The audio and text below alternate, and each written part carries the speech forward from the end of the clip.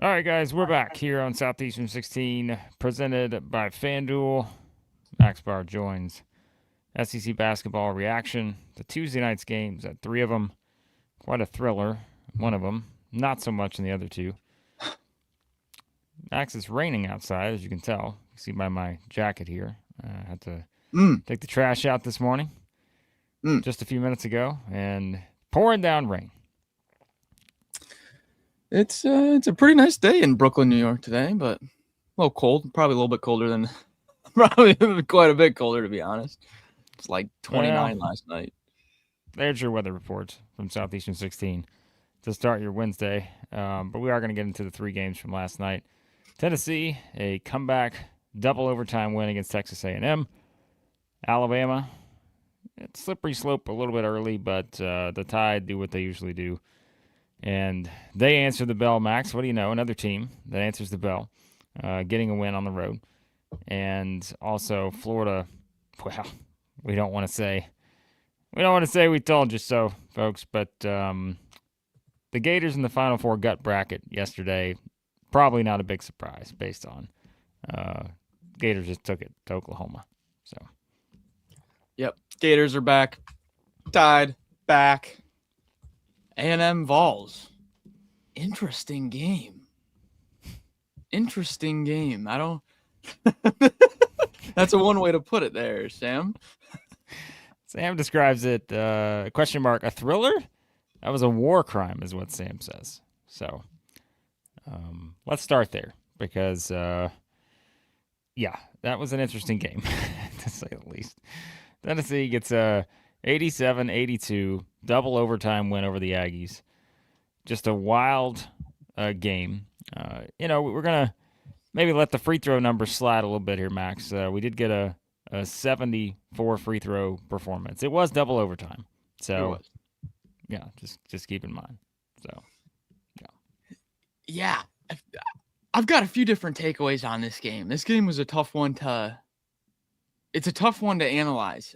Both teams kind of leaned into what they do well, and so it's tough to then knock the other team for it when it's the other team's best thing they do in terms of Tennessee rebounding.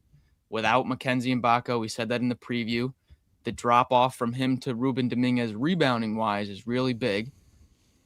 60-35, folks, was the rebounding margin. 60-35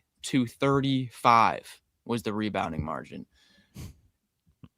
So it's like you don't want to knock A&M for that because that is the best attribute of Tennessee's whole team. And then on the flip side, Tennessee goes a full game of regulation, overtime, double overtime, 12 assists, 19 team turnovers. That offense shot 37% from the floor, 25% from three. But that's also the strength of the Texas A&M defense. Press, force turnovers, get right up and just make that offense have to work the entire court every single time you're bringing the ball up. So do you really knock Tennessee for that? Because that's exactly what Texas A&M does to teams. Tough game to kind of analyze. You're never going to apologize for a win, but let's be honest, that Tennessee was about a 10-point favorite in this game, and you're playing at home against A&M without one of their best players. I thought this was going to be a good setup for A&M. It was like they should be able to dominate the rebounding and crush the paint down here. I was very confident in the Vols yesterday, and man, A&M, I came away pretty dang impressed, Blake. I don't think I've ever in the history of our channel seen a double overtime game garner so much negative reaction in the chat. It's right now. I mean, some of these comments are just absolutely incredible. Talking about the way this game played out. But like you said, statistically, like you should not have been surprised that this is what A&M was going to do. We said that in the preview. We said, listen, this is a team that can force a lot of turnovers. They have a very sort of distinct style in the way they're going to try to beat you. And, I mean, again, like they executed that pretty well for a decent amount of the game. And, was it the prettiest game? No, but I think when you have the combination of, let's call it what it is. Tennessee has not been the prettiest team to watch at times. There have been ups and downs this season. But still, I mean, you just get that combination of the way this game played out. It was something. Like you said, I mean, it's very rarely do you see a double overtime game where another team out rebounds one by 25. Um, again, you just kind of look at the overall numbers here, and no surprise, probably that A&M puts up 43 threes in this game. And again, no surprise, they're turning Tennessee over. They're going to do that to a lot of teams.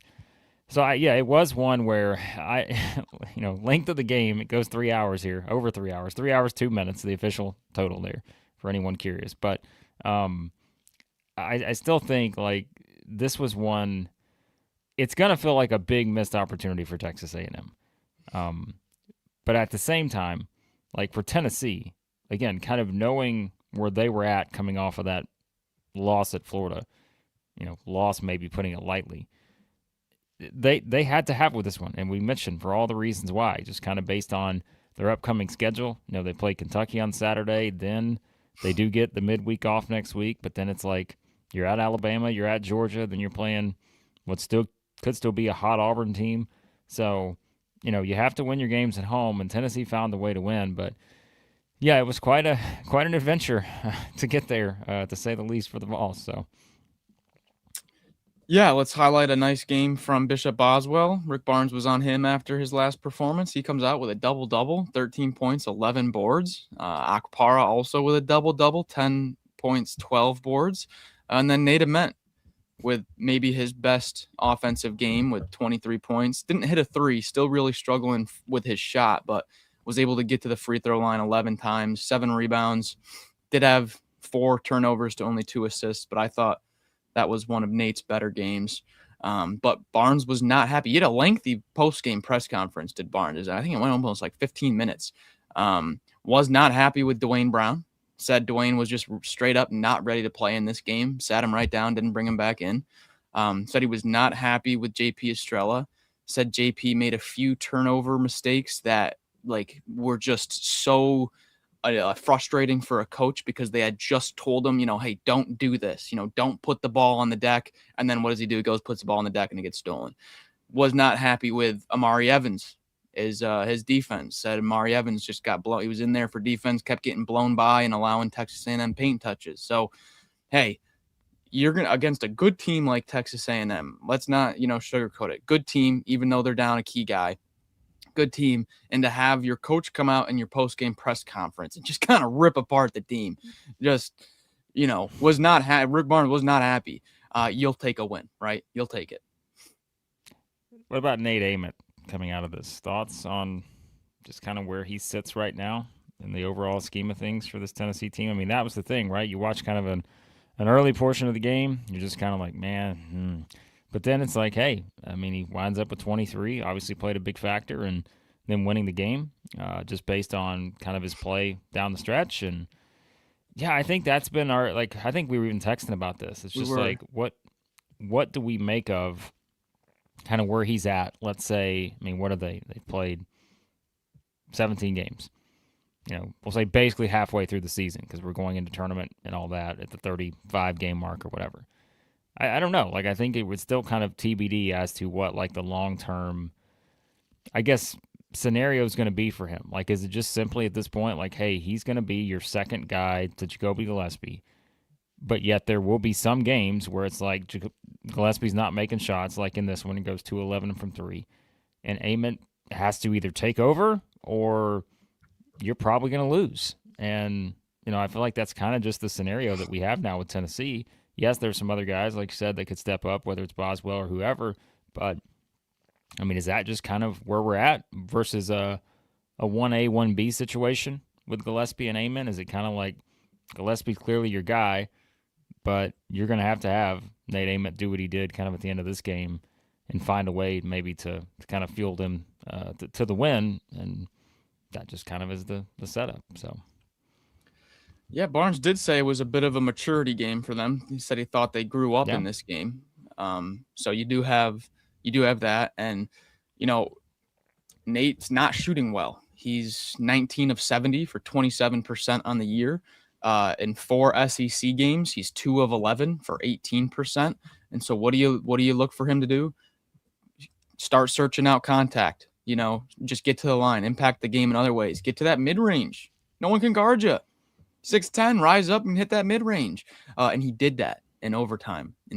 So I think there's a little bit of a disappointment for his perimeter offense given the hype coming in.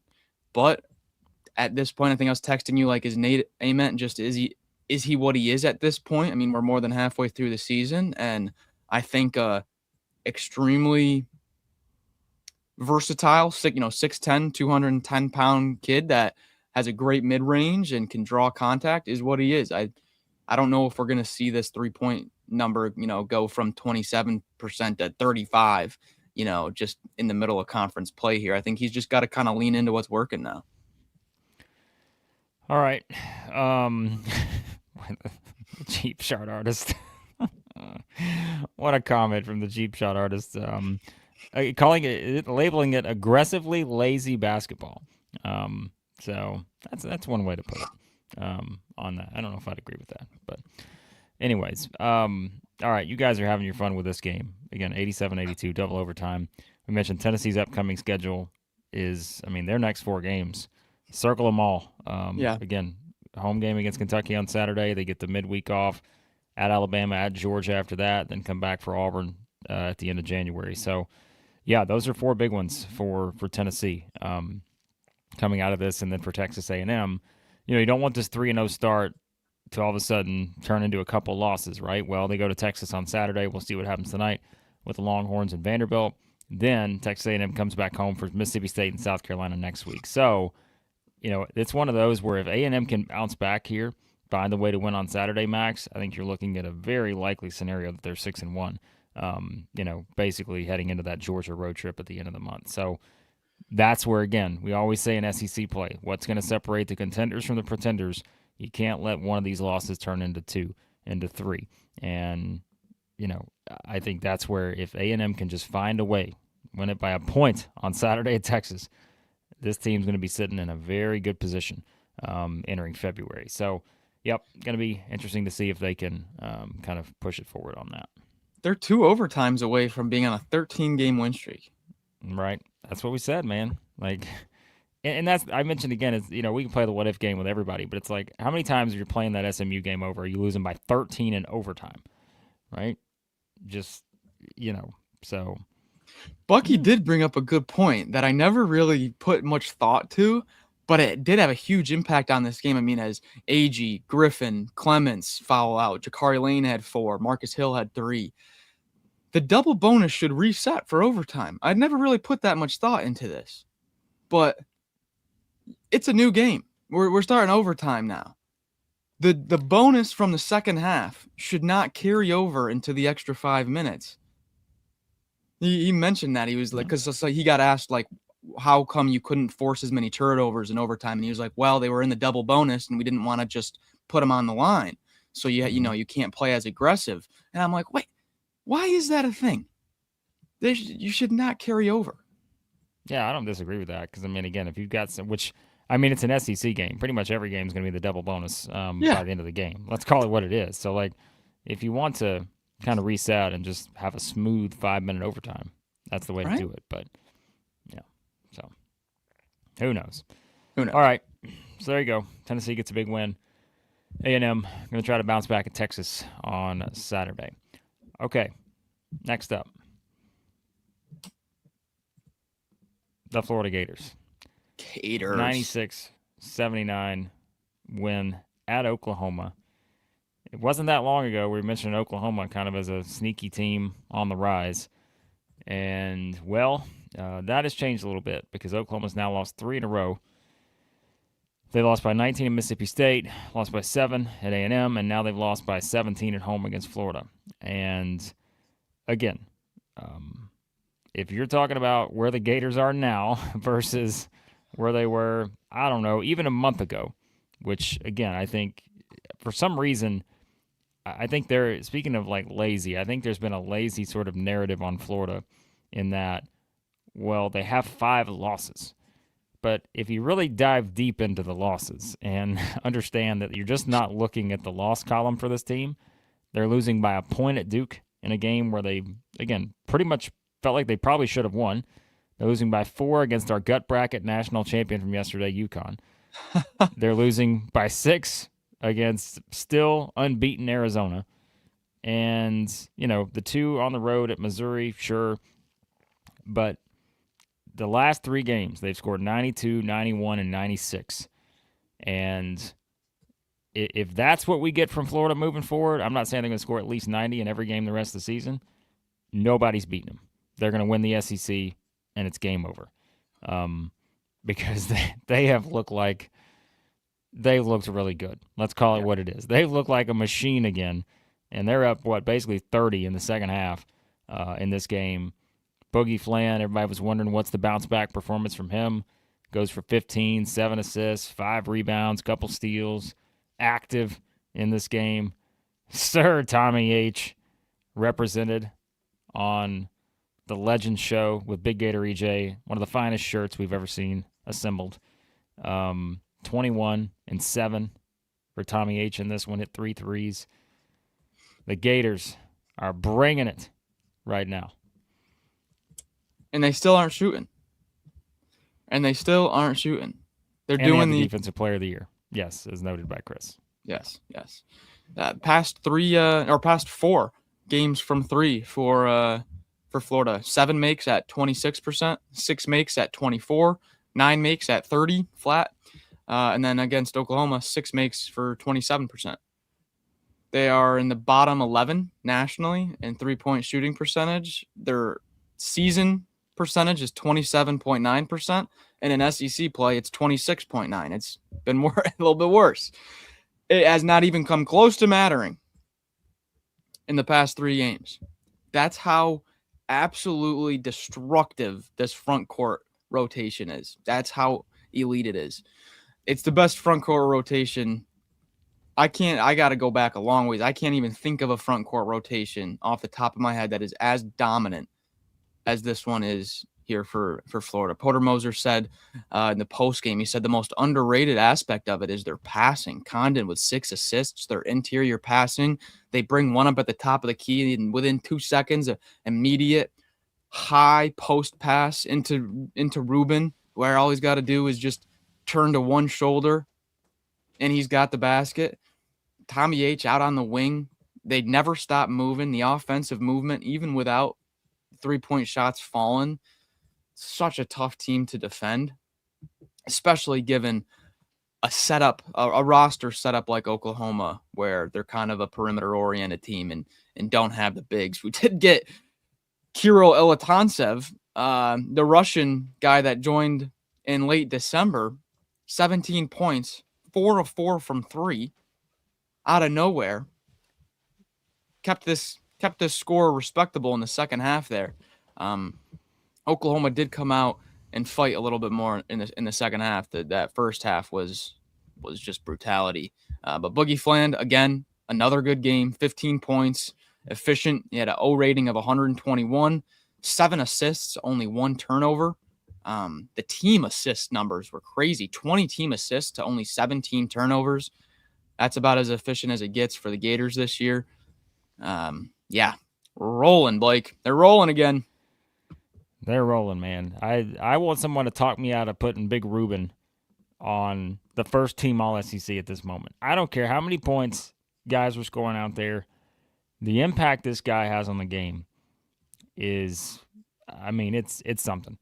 So, my goodness. It's just like, he is incredible in terms of like the role. And that's like, why were we hyping up this Florida front court coming into the season, right? Well, you knew you had all these guys back, but you also knew that you had the situation where someone like Big Rueben here could take another step in his development, right? That was the thinking, is that all these guys were going to evolve and take another big step.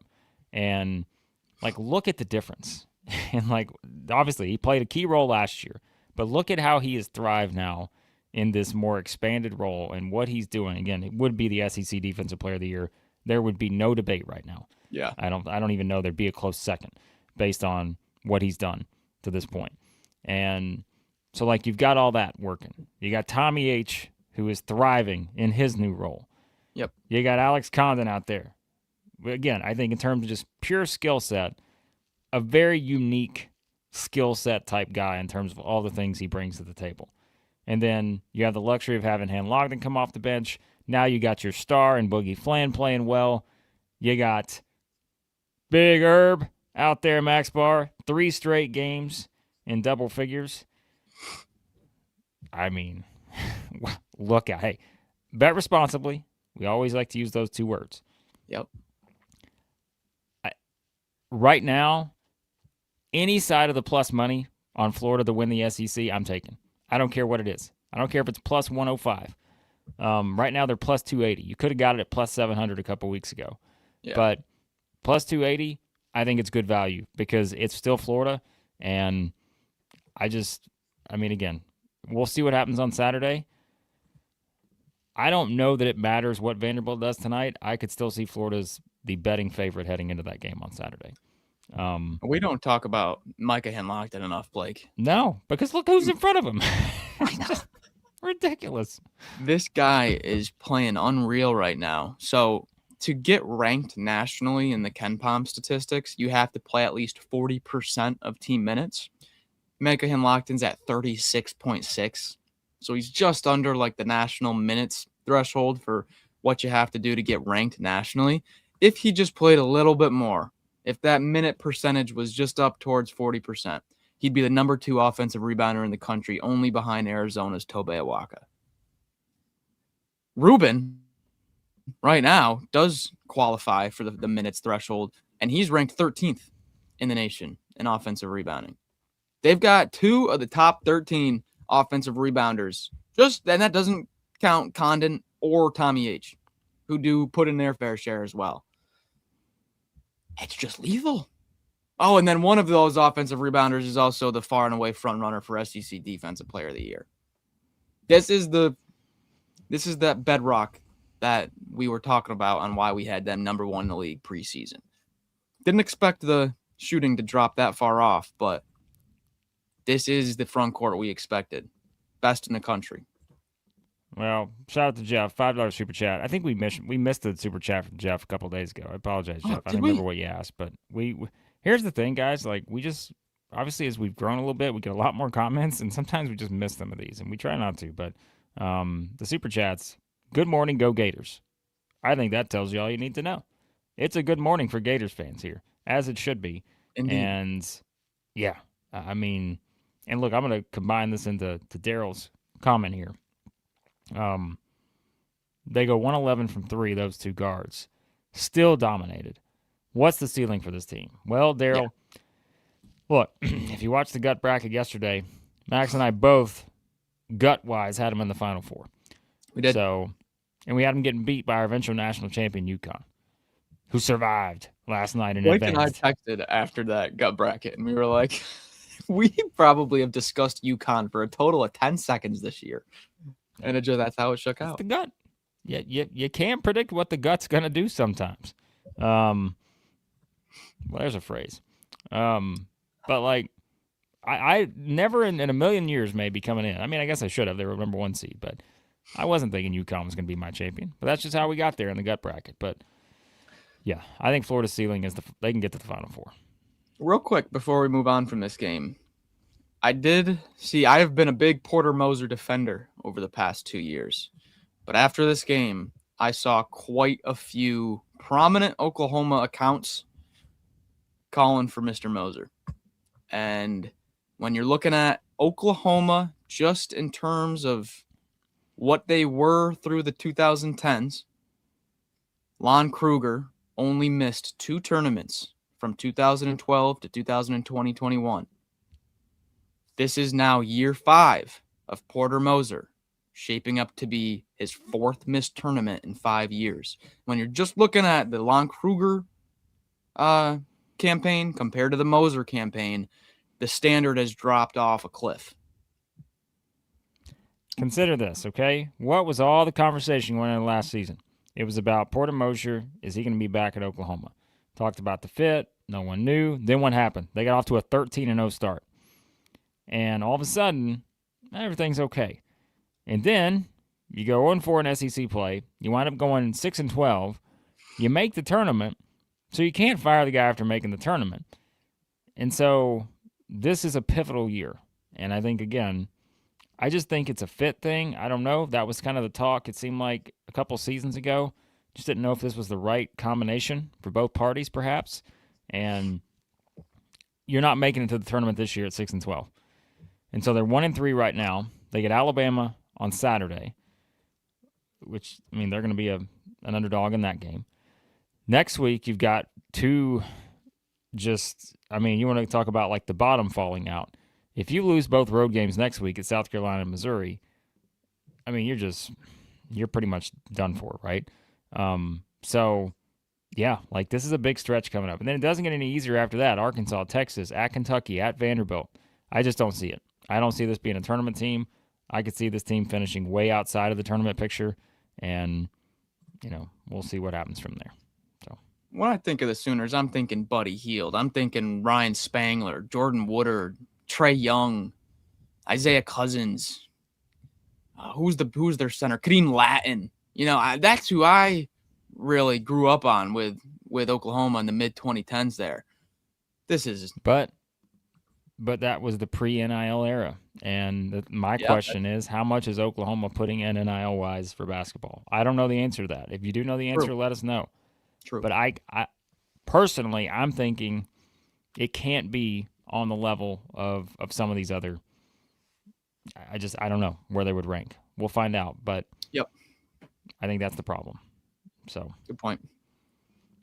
I mean, part of it's just you also have to win games, no matter who's on your roster. But yeah, I think that's going to be interesting. So, all right, as we said, that's Oklahoma's upcoming schedule. We know Florida's next game will be circled. That is at Vanderbilt on Saturday. Then back-to-back home games against LSU and Auburn. If Florida wins on Saturday, they're your favorite to win the SEC. The FanDuel numbers will reflect it. All that stuff. That's going to be the game of the year to this point. Yeah. And their upcoming schedule sets up nicely. Yeah, I mean, that's what we talked about it for the season. Like you pointed out, I think Florida's got the best schedule. And they went on Saturday. If you look at the remaining games they have left on their schedule, that is the toughest game they have left. And I don't just say that even from like the standpoint of what happens if Vanderbilt finishes 4th or 5th in the SEC. It's still the toughest game they have left. Because I'm looking at everything else. Their toughest games left are at home. So they got to go to Kentucky to end the season on March 7th, but I don't know where Kentucky's going to be at that point. We'll find out.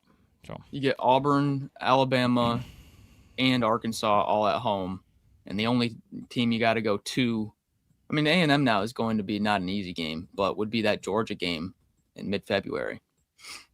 Yeah. Yep. We'll see. All right. We got one more game to knock out here. That is Alabama getting a win at Mississippi State. As we said, that one was kind of interesting for a little bit there. Mississippi State was up double digits, 14 in the first half. But we always say it's putting away Alabama is a hard thing to do. From that point on, Alabama went on my math, see if I can figure it out here. I think it was a 60-something to 30 run or something like that. Maybe it's 50-something. I don't know. But Alabama just rolled. Let's call it what it is. So, yeah, and I mean, I think that's the thing. I had the debate with Chris this week about Alabama and the power rankings, and I said coming out of that Texas game, just did not have a great feel about this team. And I don't think I was wrong on that. I think it was understandable why we weren't feeling great about them after the loss to Texas. But we also said in the preview when we both picked Alabama in what felt like a kind of an iffy type game, you just figured that what Nate Oates said after Texas, we knew why he said it. It was to get his players' attention, and it was all about seeing how they responded and face some adversity here. Again, 15 points in the first 12 minutes. That's not Alabama. But it's just like this is what they do. And so, yeah, like this is what they do. And they wind up winning by 15. Obviously still missing key parts of the roster right now. Yeah, I mean, they're still missing key parts of the roster. So I don't think this is why I think, again, and I completely agree with this. Word Up Ninja says Alabama can both beat and lose to anyone. And I think when you're talking about it from that standpoint, that's probably the way you're looking at it, is just to be like, well, if they want to defend, they can beat anybody. But also, what happened against Texas can also happen to Alabama on any given night, just based on that. So, yeah, it's kind of one of those tough things to figure out. So, I've got a clip from Mr. Philon himself. Labaron, let's can hear you from just him. comment on the defense on Hubbard tonight? I know there's several of y'all that were on him, but you were one of them. I would just say, the start of the week, we came in, tough loss versus Texas, and we all just needed to talk to each other without, the coaches being in the room and just like see, what the teammates think about the game. And it just like, it opened up a lot of, things for us to just play together and play on both ends of the floor together. And like, once the team told me what they need from me, I just try to step it up as much as I can and just try to play hard on both ends of the floor. Did I hear that correctly? Do we have a players only meeting moment here for the Tide? In mid-January, sometimes that's what it takes. The players got together, told each other what they expect from one another. Later on in that press conference, Nate Oates also says that both Labaron Philon and Aiden Holloway came up to the staff this week and said, put us on Hubbard and Epps. Stop putting us in the corner. Let us defend the other best guard. I've been all over the backcourt here for the Tide, not defending opponent guards. That was the best defensive performance from the backcourt all year. And you love to hear that it came from the players themselves. I love when that happens, Blake. Well, and that was the thing. Like we said, it was just a matter of, you're talking about a team who had just given up 96 and 92 on their home court. And we mentioned if they were going to step up and have, this kind of performance, it had to come on the defensive end. You had to have some guys step up and just kind of go all in defensively. That's like we always said, it's never been a doubt of offense with Alabama. You're never going to go into any game thinking, oh yeah, Alabama's probably going to score 65 tonight. No. No. It's Alabama, right? But if you're talking about, is Alabama potentially one of the more volatile teams? Sure, because again, of the outcomes, like we said, defensively. And I think that's where you kind of stand right now. At the same time, we talked about kind of the defensive numbers for some of these SEC teams. And, Alabama right now sits at, let's see, where is it? 74 defensive efficiency. Arkansas is at 73, Mississippi State's at 69, Auburn 89, Texas 117, South Carolina 79, Oklahoma's 137, LSU 70. Like we just said, there's a lot of teams like this. So that's going to make for more games this year.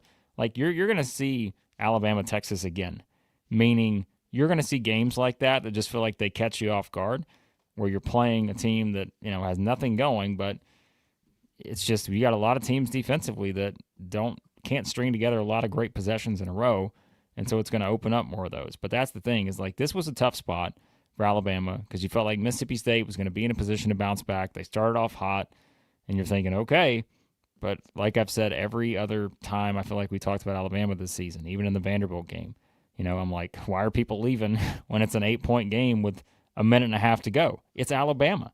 You can't do that. Like they're just at any time could reel off an 8-0 run in, 12 seconds. That's just what they do.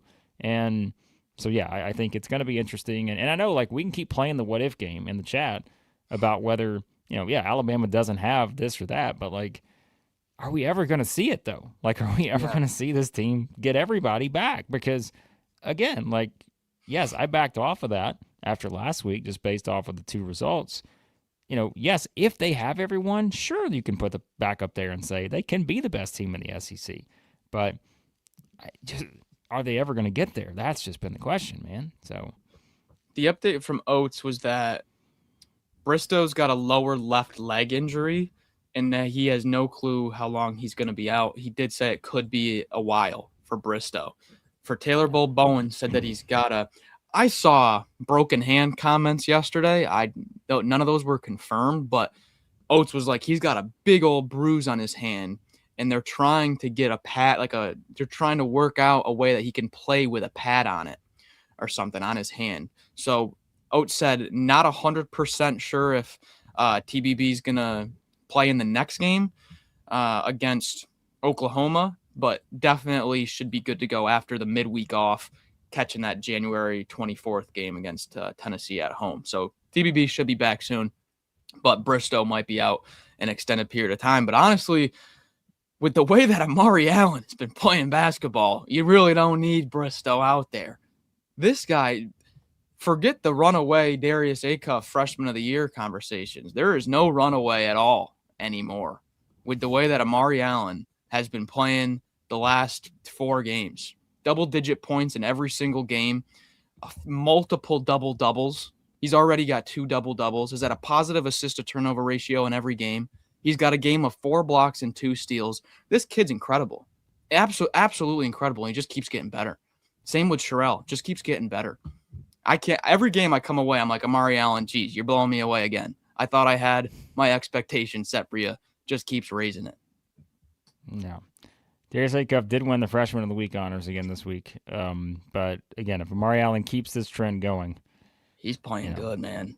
He's playing well, for sure. So, all right. So again, for Alabama, their upcoming schedule at Oklahoma on Saturday, great opportunity. They get the midweek off next week before hosting Tennessee.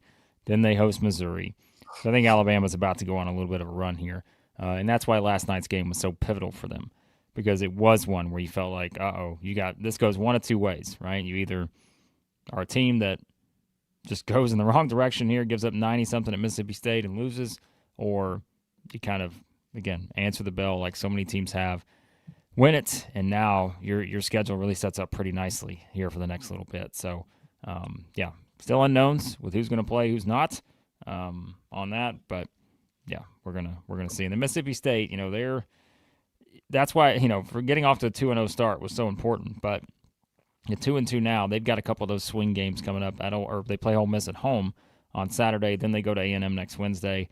I'm still looking at the rest of their schedule. Like, Mississippi State's got a manageable schedule. The problem is, as we said, they still got a lot of work to do to get even close to the NCAA tournament, just kind of based on some of those non-conference results. So, Saw similar reaction from Mississippi State fans as Oklahoma fans last night, calling for, I think it was, there's like a prominent Mississippi State account, it's like the name of their baseball field or something, and it's like one of the main, you know what I'm talking about, the Mississippi State fan account, calling for James' job, calling for it. By and 15 to Alabama. That's when you're calling for the job, and were you calling for it like when they were 4 and 5? I don't know. I think it's a little premature. It's different. It's a different situation than Oklahoma, I think. I'll say this. I don't want to go down a rabbit hole here, but tell me where the Mississippi State job ranks right now in the SEC. That's the thing. Is if it's not Jans, then who's your better option? And I'm not saying it's fine to somehow look up and say, hey, we want to reset. You want to reset after making 3 straight NCAA tournaments? Do you know how many teams in the SEC have made 3 straight NCAA tournaments?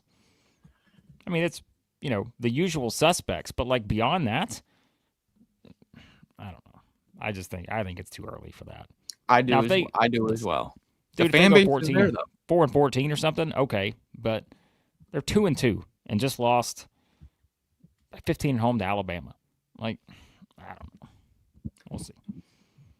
I do think, though, not talking about, coaching job situations, though, but I think I asked you after the Kentucky game. I said, hey, talk of the Big Ten right now is kind of that Michigan's blueprint was kind of put out there by Penn State, and then Wisconsin copies it and has success against Michigan.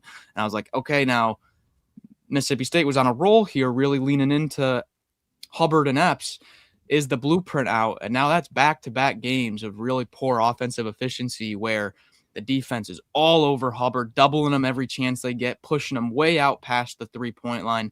And it kind of feels like teams are just going to Mississippi State now or hosting Mississippi State and saying, if you're going to beat us, it's going to be anyone not named Hubbard and Epps. Just try to combine them. But is the blueprint kind of out now? Because that's back-to-back games where they've just been able to get nothing going offensively. Well, and I think Sean brings up a point here too. If you keep Keyshawn Murphy on this team, game changer. You know what I mean? And I think this is another point too. I don't know where Mississippi State stands in the NIL ladder, but I'm willing to bet it's not, some of these other teams we're trying to compare him to. So, yeah. So listen, that's the game changer. We can make all these just, hey, this guy needs to go and all this, but there has never been more kind of outside elements that kind of determine a team's success. And yes, it does start with the head coach, but there are so many outside elements now that determine your program's trajectory that don't always involve just the head coach. So, what do you think Jans's NIL ranking is in the SEC compared to some of these powerhouses? Like, it's got to be one of the lowest. Well, that's the thing. Like, let's go down the line here. All right, Kentucky, Arkansas, Florida, Tennessee, Alabama, Auburn. Like, I can just keep going. Texas, I'm sure. Like, we just keep going. Like, not above any of those, I wouldn't think. So, not above Missouri. Could be wrong, but I it seems hard to believe. So, I don't know. Yeah. Something to consider before we start trying to get coaches fired at 2-2 in the SEC. And I'm not jumping off Mississippi State either. I mean, I know they're about 80th in the analytics right now, but the schedule kind of the way that their schedule sets up, they have an opportunity to sneak a few wins here. They do grab Vandy at home in late January, and man, that's after Vanderbilt has to play at Arkansas on the midweek too. So yeah, you have opportunities here to grab a few big wins. All right. We got to get to this Chris Lee super chat, $7.40. What an absurd number. Somehow pushing the disrespect of Alabama. I owe Nate Oates an apology. I don't think I owe Nate Oates an apology at all. Again, I think there was an argument. Some people were trying to make Max looking forward versus just simply the ranking on Monday. And so we'll see. Is that a fake Chris Lee account? Yeah, it's a pretty funny account. I don't know, but I'll say this: if Arkansas loses to South Carolina tonight, then I'll revisit the argument. Okay, but we will revisit the argument if Arkansas loses to South Carolina tonight.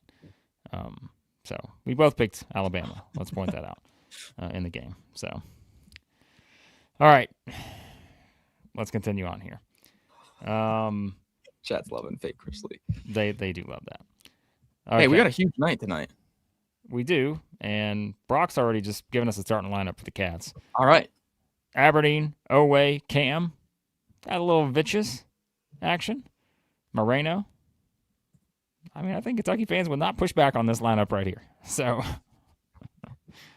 interesting to see Mr. Yelovich.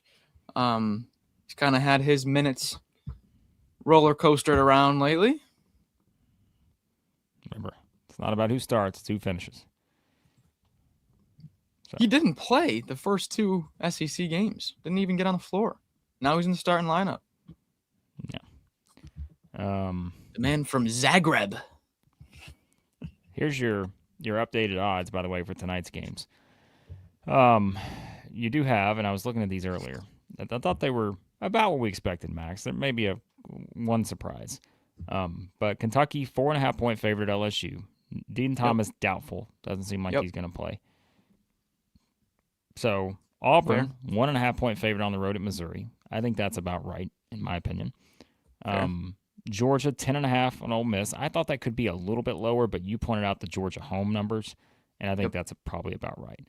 And then the two late games, you've got Arkansas, 10.5-point favorite against South Carolina. I think that's probably, it's giving a little love to South Carolina, as you probably should, based on the trends. And Vanderbilt, 5.5-point favorite on the road against Texas. I thought that would be smaller, but I don't know. I don't think this is the first slate here we've had where I don't have any that jump out at me. That's like, whoa, what's going on there? Alarms are ringing. I think pretty much all these lines are within a point of right where they should be. The South Carolina double-digit line, you can look and be like, well, geez, their biggest defeat on the whole year is only 12 points. But you got to remember that was when they were at home. Mm-hmm. Now on the road, catching Arkansas off a loss and it's not a Tuesday game after the Saturday. They get an extra day to let that thing simmer and correct some mistakes. So I might even be on Hogs -10. I'm not sure yet, but I think that line's right where it should be. You got the three close ones. Kentucky on the road at 4.5, Vanderbilt at the road at 5.5, and Auburn on the road at -1.5. I'll tell you what right now, if you think that all three road favorites are going in and winning, it ain't happening. Look at what happened last night. We had the biggest favorite of the night. I think Tennessee ended up closing double digits. I think it was, Blake. It was 8.5 all day and then got out there near 10. And A&M takes them to double overtime. So Auburn, Cats fans, Commodores fans, one of you is going to be in for a doozy, probably a few of you. Yeah. Well, SBW is always one here. So Texas is going to expose Vanderbilt. I think expose is a strong word because, I mean, did Kansas expose Iowa State last night? Like, they're going on the road. Vandy's going on the road here against a team that all of a sudden has found something.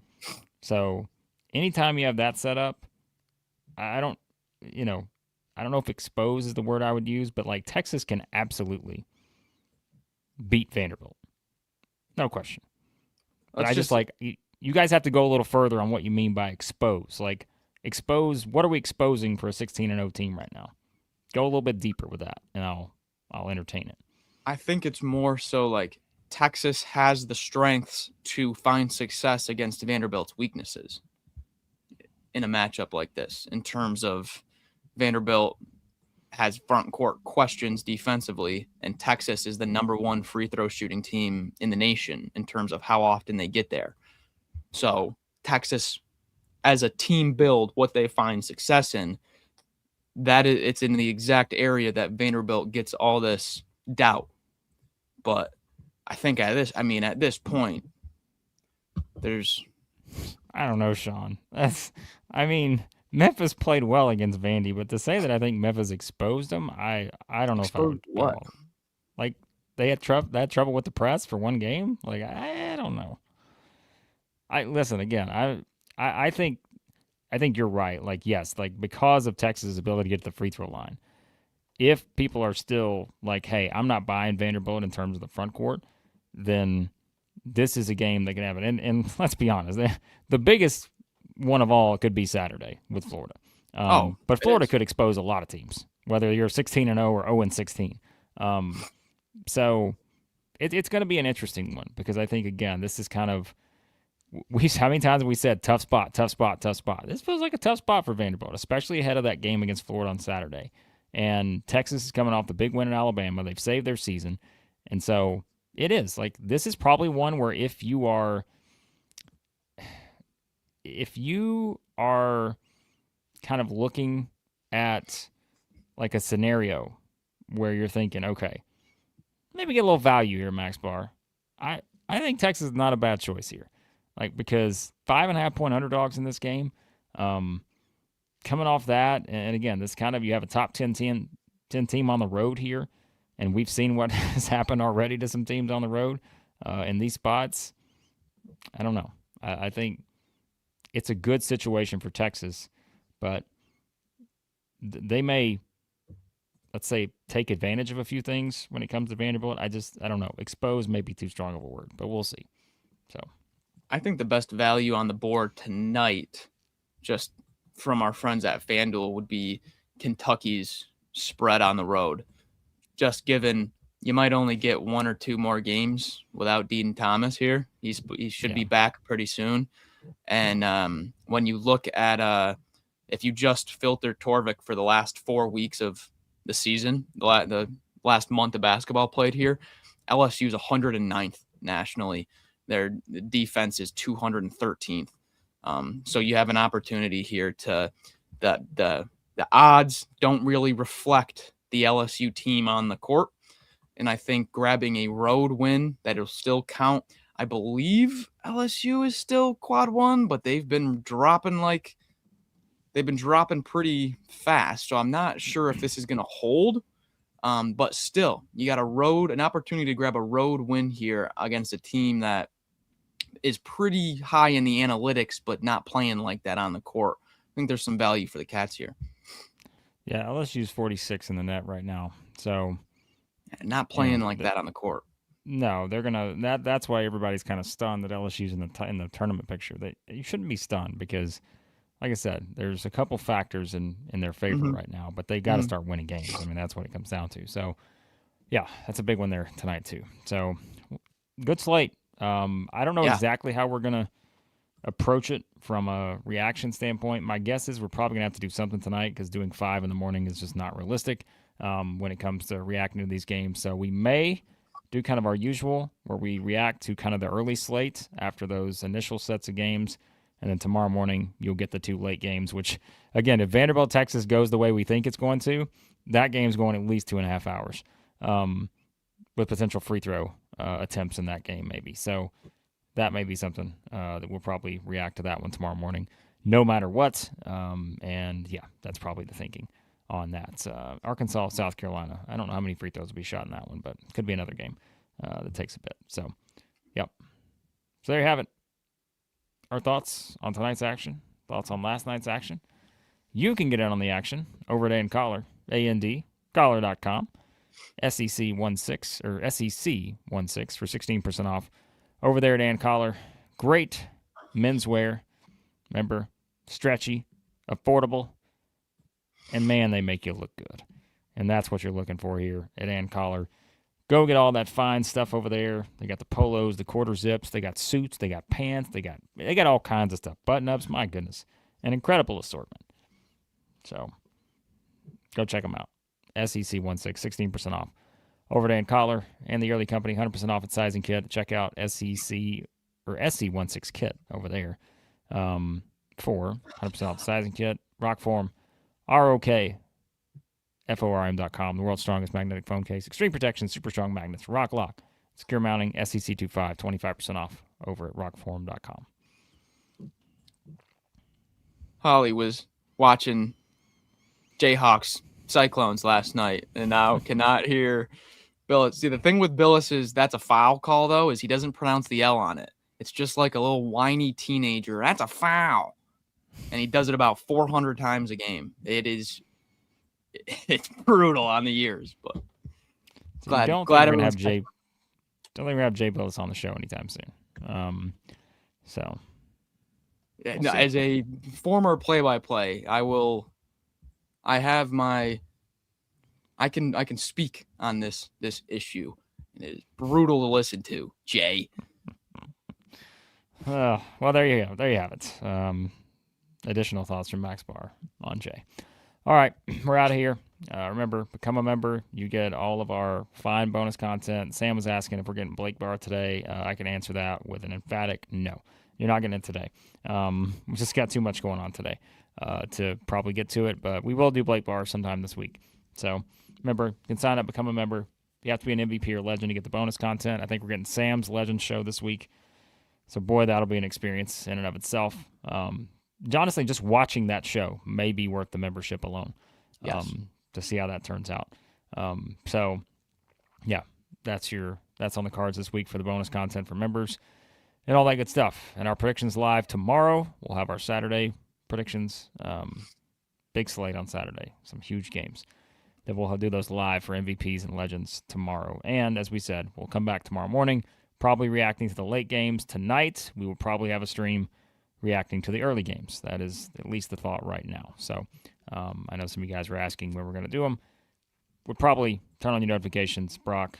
My guess is we're going to do something tonight after that first round of 6 p.m. Central games and then TBD for the others. So there you go. Yep. All right. We're out of here.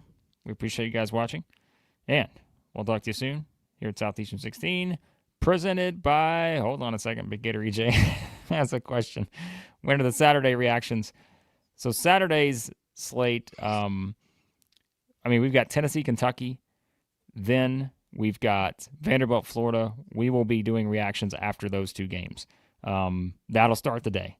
And then we'll do the primetime one at night. So that's the plan for Saturday as it stands right now. So, because those are 2 big games. So, all right.